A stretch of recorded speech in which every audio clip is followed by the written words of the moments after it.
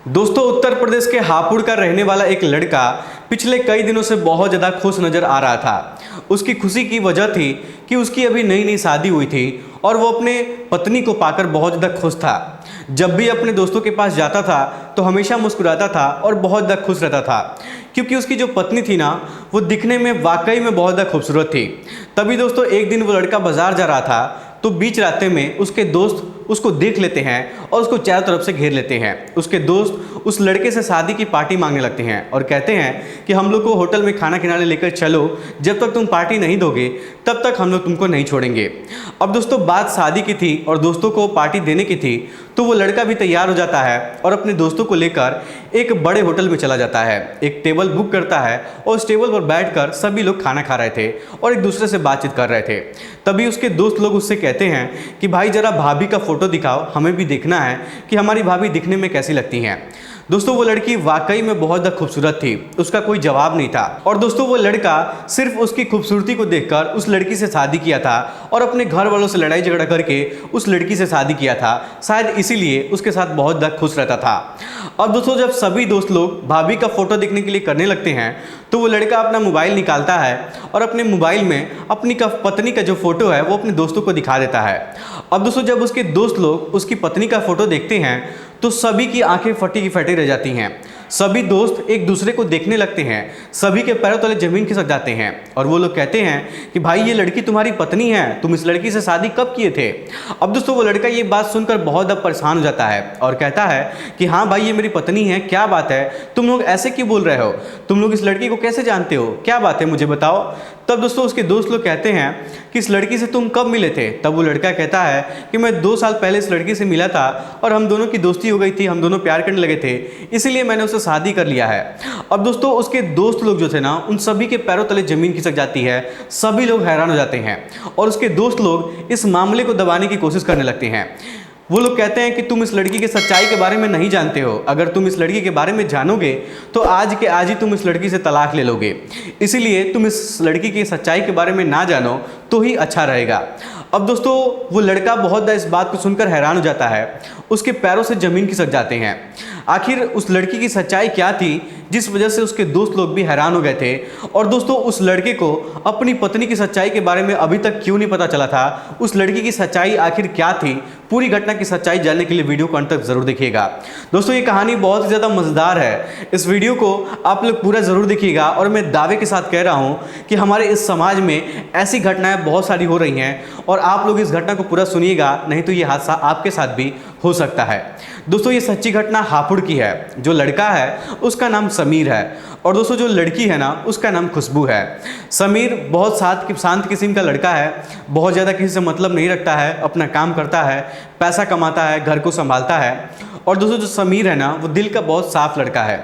एक बार समीर किसी फंक्शन में गया था तो वहीं पर समीर की मुलाकात खुशबू से हुई थी। खुशबू को वहाँ पर पहली नज़र में ही ये देखकर उससे प्यार कर लिया था और खुशबू को वहाँ पर इनविटेशन मिला था तो खुशबू वहाँ पर आई थी। अब दोस्तों समीर उसके पास जाता है और खुशबू से बातचीत करता है, तो खुशबू से समीर से बातचीत करती है, दोनों लोग अपना मोबाइल नंबर एक्सचेंज करते हैं और फिर दोनों में धीरे धीरे दोस्ती हो जाती है और दोस्ती दोनों की प्यार में बदल जाती है। और जब समय गुजरता है तो जो समीर है अपने घर वालों से खुशबू से शादी करने के लिए कह देता है, लेकिन दोस्तों उसके घर वाले खुशबू से शादी करने के लिए राजी नहीं होते हैं। तब समीर अपने घर वालों के खिलाफ जाकर खुशबू से शादी करने का फैसला करता है। तभी दोस्तों एक दिन समीर खुशबू को एक मंदिर पर बुलाता है और खुशबू अपनी मां को लेकर उस मंदिर पर आती है और शांति से बिना किसी विवाद के समीर से चुपचाप वो शादी कर लेती है। वहां पर कोई भी विवाद नहीं होता है और दोस्तों जो समीर है वो घर जमाई बनकर खुशबू के घर पर रहने लगता है। क्योंकि समीर के घर वाले अभी शादी से नाराज थे तो समीर उसी लड़की की शादी करके उसी के घर पर रहने लगता है। खुशबू अपनी माँ के साथ अकेले अपने घर में रहती थी, उसके पापा इस दुनिया में नहीं थे और उसके जो 2-3 भाई लोग थे वो सभी लोग की शादी हो चुकी थी और वो सभी लोग अपना अपना घर बनवाकर दूसरे शहर में रहते थे। दोस्तों समीर के शादी को अभी 25 दिन पूरा हुआ था, तभी एक दिन समीर बाजार जा रहा था किसी काम से, तो वहाँ पर उसके कुछ पुराने दोस्त लोग मिल जाते हैं। अब जब वो लोग समीर को देखते हैं तो वो समीर को चारों तरफ से सभी उसके दोस्त लोग घेर लेते हैं और समीर को शादी की बधाई भी देते हैं और उससे कहते हैं कि समीर भाई आज तो तुमको हमें पार्टी देना ही पड़ेगा, शादी में भी तुम नहीं बुलाए थे लेकिन आज हम लोग तुमको नहीं छोड़ेंगे। अब दोस्तों समीर भी सोचता है कि चलो शादी में भी इन सभी लोग को इन्वाइट नहीं किए थे तो चलो आज दोस्त लोग मिले हैं तो इन सबको पार्टी दे दिया जाए। अब दोस्तों इस तरीके से समीर अपने दोस्तों को लेकर एक होटल में जाता है, एक टेबल बुक करता है और बैठकर सभी लोग वहाँ पर खाना खाते हैं। तभी हंसी मजाक करते हैं। तभी एक दोस्त कोई समीर से कहता है कि समीर भाई हमें भाभी का फोटो दिखाओ, हम लोग भी देखें कि हमारी भाभी दिखने में कैसी लगती हैं। अब दोस्तों जो समीर है ना वो बहुत ज़्यादा मुस्कुराने लगता है, शर्माने लगता है और फिर अपने पॉकेट से मोबाइल निकालता है और अपनी पत्नी का जो फोटो है ना वो अपने दोस्तों को दिखा देता है। जब उसके दोस्त लोग उसकी पत्नी का फोटो अपनी आंखों से देखते हैं तो उसके सभी दोस्तों के पैरों तले जमीन खिसक जाती है। सभी लोग एक दूसरे को देखने लगते हैं, उनकी आंखें फटी की फटी रह जाती हैं। तभी उनमें से एक दोस्त कहता है कि समीर भाई तुम्हारी पत्नी ये है, तुम कब इस लड़की से शादी किए थे? तब समीर कहता है कि भाई क्या बात है, बताओ मुझे। तब उसका दोस्त कहता है कि भाई पहले तो तुम ये बताओ कि तुम इस लड़की से मिले कब थे? तब समीर कहता है कि भाई मैं एक फंक्शन में गया था, वहीं पर हमारी इससे मुलाकात हुई थी और हम दोनों में प्यार हो गया था तो हम इसे शादी कर लिए थे। अब दोस्तों सभी लोग उसकी बात को सुनकर एक दूसरे को देखने लगते हैं और बहुत हैरान हो जाते हैं। कोई कह रहा था कि भाई जाने दो, कोई बात नहीं है, छोड़ो हटाओ, जो हुआ वो हुआ, तुम्हारी पत्नी है, अब तुम अच्छे से उसके साथ रहो, कोई बात नहीं है। तो दोस्तों कुछ लोग कह रहे थे कि समीर भाई तुम्हारे साथ बहुत गलत हुआ है। अब दोस्तों ये सब सुनकर समीर जो है ना उसके भी पैरों तले जमीन खिसक जाते हैं। वो अपने दोस्तों से पूछता है कि भाई आखिर बात क्या है, पहले तुम लोग बताओ मुझे कि आखिर तुम लोग कहना क्या चाहते हो, तुम लोग मेरे पत्नी के बारे में कैसे जानते हो, क्या उसके बारे में जानते हो? अब दोस्तों उसके दोस्त लोग पहले तो समीर से ये कहते हैं कि समीर भाई देखो, जब तुम शादी कर लिए हो तो छोड़ो हटाओ, जाने दो, जो भी हुआ है वो समय के अनुसार सबके साथ होता रहता है। अब तुम अपनी ज़िंदगी के बारे में सोचो, तुम उस लड़की के बारे में मत जानो तो ही बेहतर रहेगा। लेकिन दोस्तों समीर अपने दोस्तों से जिद पकड़ लेता है और कहता है कि नहीं, मुझे जानना है, मुझे बताओ तुम लोग कि आखिर तुम लोग मेरे पत्नी के बारे में क्या जानते हो। तब दोस्तों उसके दोस्त लोग बताते हैं कि समीर भाई जिस लड़की से तुम्हारी शादी हुई है वो लड़की एक कॉल गर्ल है, यानी कि वो एक लड़की धंधा करने वाली लड़की है, वो एक वैश्या है और हम लोग कई बार उस लड़की से मिल चुके हैं। इस लड़की की 2 बार शादी भी हो चुकी है और ये अपने पति को, दोनों पति को तलाक भी दे चुकी है और उसके बाद हो सकता है कि तुमसे शादी कर ली है। अब दोस्तों इतना सब सुनने के बाद जो समीर था ना उसके पसीने छूटने लगते हैं, उसकी दिल की धड़कनें बढ़ने लगती है, वो बहुत ज़्यादा हैरान और परेशान हो जाता है। उसके दोस्त लोग उसको संभालते हैं, उसको पानी पिलाते हैं, उसको पंखे के नीचे बैठाते हैं और फिर उसको समझाते हैं कि देखो समीर, जाने अनजाने में तुमसे गलती हो गई है, तुम उसके बारे में नहीं जानते थे, इसमें इतना सोचने की क्या बात है। अगर वो लड़की तुम्हारे साथ अच्छे से रहती है तो फिर तुम देख लो, उसके साथ अच्छे से ज़िंदगी बिताओ, इसमें इतना सोचने की कोई बात नहीं है। अब दोस्तों समीर को खाना खाना अच्छा नहीं लग रहा था। समीर तुरंत होटल से निकलता है और खुशबू के पास पहुंच जाता है और खुशबू की माँ को और खुशबू को अपने पास बैठाता है और खुशबू से पूछता है कि खुशबू, मुझे जानना चाहता हूं कि तुम्हारे पास्ट में क्या हुआ है, क्या तुम 2 बार शादी कर चुकी हो और तुम्हारा तलाक भी हो चुका है? अब दोस्तों जो खुशबू थी ना वो पहले तो बहुत हैरान हो जाती है क्योंकि खुशबू कभी इस बात का जिक्र समीर के सामने नहीं करना चाहती थी और वो नहीं चाहती थी कि उसके पास्ट के बारे में उसके पति समीर को पता चले। लेकिन जब समीर लगातार उससे पूछने लगता है तब मजबूरी में खुशबू जो थी वो उसको सारी बातें, सारी हकीकत के बारे में उसको बता देती है और वो ये भी बताती है कि हाँ मैं एक धंधा करने का काम करती हूँ, मैं एक कॉल गर्ल लड़की हूँ।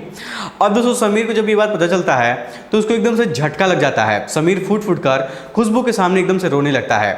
लेकिन दोस्तों जो समीर है ना वो बहुत ज़्यादा टूट चुका था। समीर कैसे भी अपने आप को संभालता है, हिम्मत जुटाता है और खुशबू से और खुशबू की माँ से कहता है कि देखिए अब तक आप लोगों ने जो भी किया है, कुछ भी किया है, मुझे उससे फ़र्क नहीं पड़ता है, मैं सब कुछ भूलना चाहता हूँ, लेकिन आगे से ये सब नहीं होना चाहिए। मैं नहीं चाहता हूँ कि कोई हमारे पत्नी के बारे में ऐसी बातें बोले, मुझे बिल्कुल भी अच्छा नहीं लगेगा। दोस्तों समीर की जो पत्नी थी ना वो दिखने में वाकई में बहुत ज़्यादा खूबसूरत थी और इसीलिए समीर उसकी खूबसूरती को देखकर उससे शादी किया था।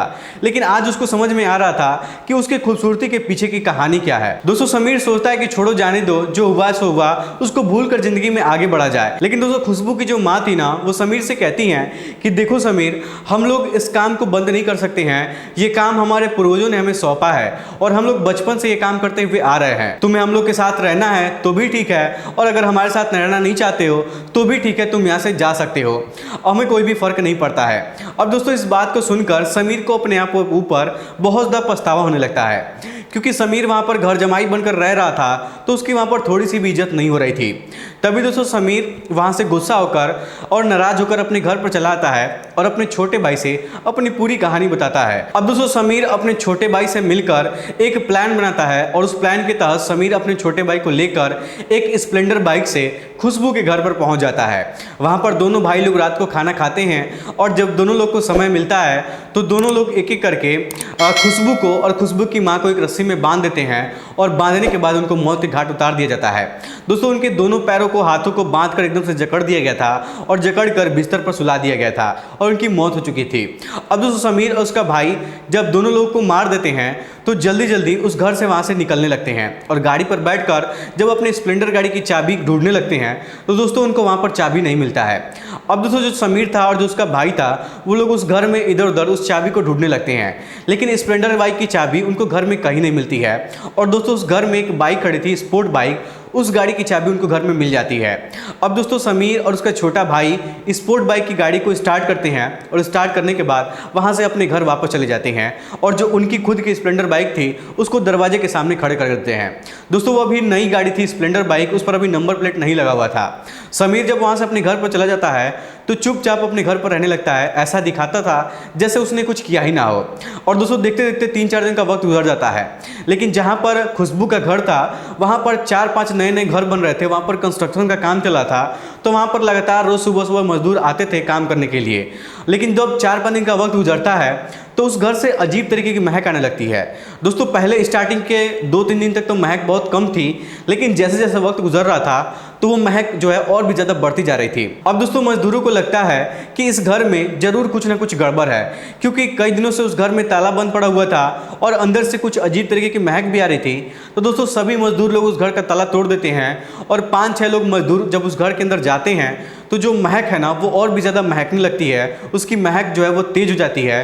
तो सभी मजदूर लोग घर से बाहर निकल जाते हैं और घर का दरवाज़ा बंद कर देते हैं। और दोस्तों वो सभी मजदूर पुलिस को फ़ोन करके पुलिस को बताते हैं कि सर यहाँ पर ऐसी ऐसी बात है, घर से अजीब तरीके की बदबू आ रही है और हम लोग को लग रहा है कि कुछ अजीब तरीके की घटनाएं यहाँ पर घटित हुई है।